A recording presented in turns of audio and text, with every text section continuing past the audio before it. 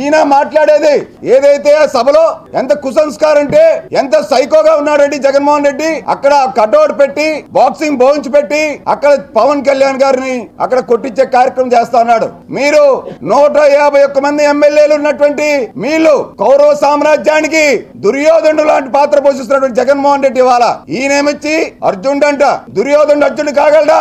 Sir నాకు తెలిసి ఈ దేశ చరిత్రలో కానివ్వండి, ఈ ప్రపంచ చరిత్రలో కానివ్వండి, ఏ రాజకీయ పార్టీ కూడా ఎన్నికలకు సిద్ధమైన ఒక సభ నిర్వహించి ఆ సభలో ప్రతిపక్ష పార్టీ నాయకుల ఫోటోలని చాలా నీచంగా ప్రస్తావించడం ఎక్కడా చూడలేదు. పవన్ కళ్యాణ్ గారిది, చంద్రబాబు నాయుడు గారి ఫోటోలని మీకు అతి నీచంగా ప్రవర్తించి పెట్టి దానికి ఒక మనకి బాక్సింగ్ ప్యాడ్ పెట్టారు. అంటే ఏంటి? వచ్చిన వాళ్ళందరినీ కూడా దీన్ని కొట్టమనా? అంటే మీరు సిద్ధమన్నది రేపొద్దున ఎన్నికల్లో మా పైన దాడులు చేయడానికా?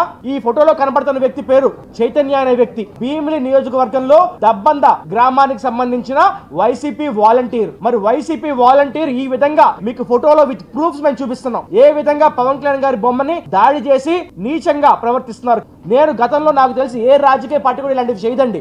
కేవలం ఐఎస్ఐఎస్ అనే ఒక తీవ్రవాద సంస్థ కానివ్వండి, అల్ ఖైదా అనే సంస్థ కానివ్వండి, లేదా ముష్కర్లు కానివ్వండి, కేవలం తీవ్రవాద సంస్థలు మాత్రమే ఇలాంటివి చేయడం ఇప్పుడు మేము చూసాం.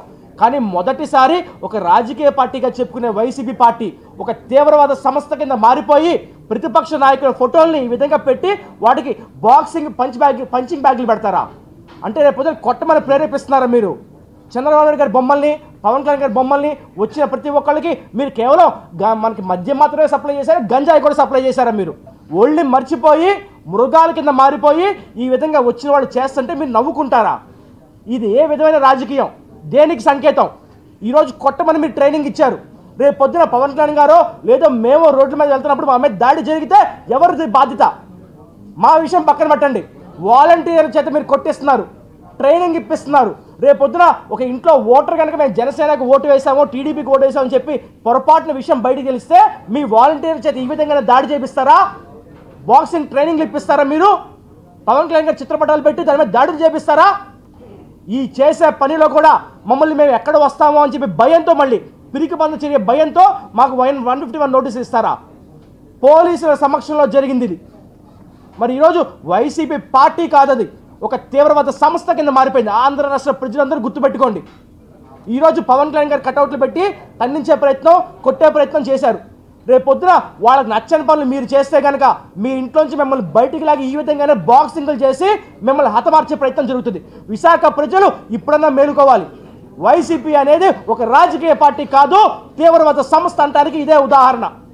ప్రపంచంలో ఎక్కడైనా ఇలా జరిగితే నాకు చూపించండి. ఇప్పటి వరకు ఏ ప్రపంచంలో కూడా ఏ రాజకీయ పార్టీ చేయని పని వైసీపీ చేస్తుంది, ప్రజలు ప్రేరేపిస్తుంది. స్థానిక నాయకులు మీరు కొట్టుకోండి, చంపుకోండి అని చెప్పి రోడ్ల మీదకి పంపిస్తుంది.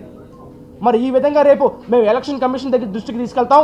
అదేవిధంగా ఇక్కడి నుంచే మేము భీమిలి స్టేషన్కి వెళ్ళి కేవలం చట్టం మాకు ఇచ్చిన హక్కు ప్రకారం భీమిలి పోలీస్ స్టేషన్కి ఇక్కడి నుంచి నేరుగా వెళ్ళి మేము వీళ్ళ పైన, సభా నిర్వాహకుల పైన, సభలో పాల్గొన్న వారి పైన, ఇలా దాడి చేసిన వాళ్ళ పైన అఫీషియల్గా మేము కంప్లైంట్ ఇస్తాం.